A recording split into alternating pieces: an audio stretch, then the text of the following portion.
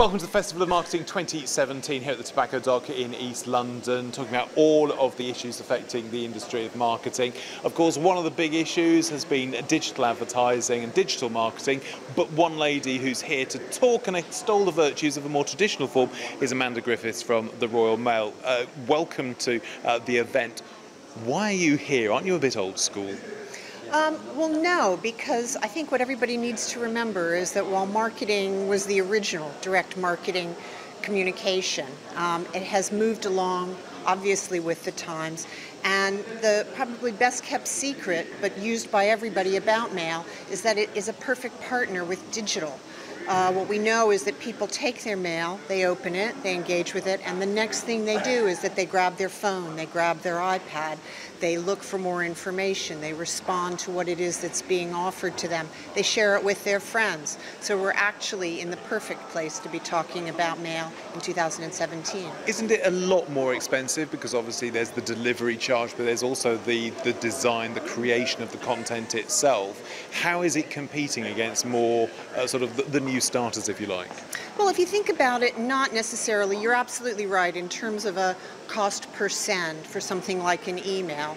The cost of it on the surface looks like it's a lot more. If you compare it to something that's doing the multi-level job that mail does in terms of delivering a message, reaching people with a personalized message, and creating a brand message. So you look at it compared to something like a 30-second television ad, a website, it actually looks very cheap. The addition is that we know 83% of people open their mail, as opposed to a number that's roughly around 25%, say, for email.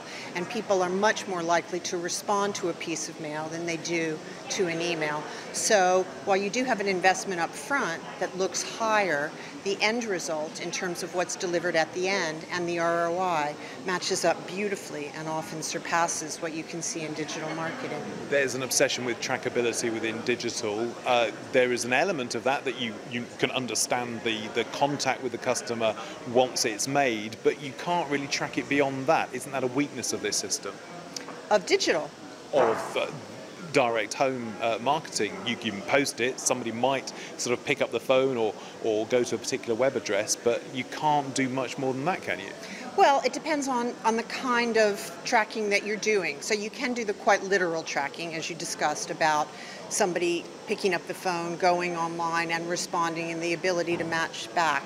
But depending on how you're using it and where you're using it, it does so much more. So for example, you can often see the mail pack drops and a huge increase in what's happening online, so trips to the website. And if you're able to time it so that that's the one thing that you're seeing, then you're able to do that. If you can track that into a digital response, so people are using AR, QR codes, those kinds of things to go directly from the mail pack to what might be happening online, then you can literally track that, and you can track it on a very personalized level. So to old school, where you used to go straight mail pack, I made an order, we know exactly that's what happened, period, the end.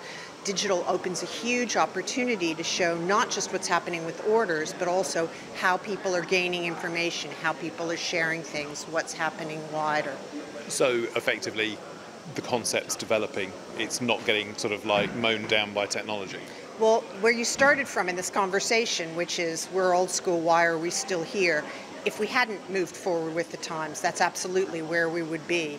Mail is doing remarkable things now that, and as I said, because of that partnership with digital, it's able to pick up all of those things. So augmented reality, RFID, Bluetooth technology, personalization, and in addition, the technology that sits behind mail, and particularly the printing, the data technology, the ability to personalize, means that it quite literally stays an ideal one-to-one medium, because we know so much about people, and printing now allows you to create messages that quite literally are one-to-one.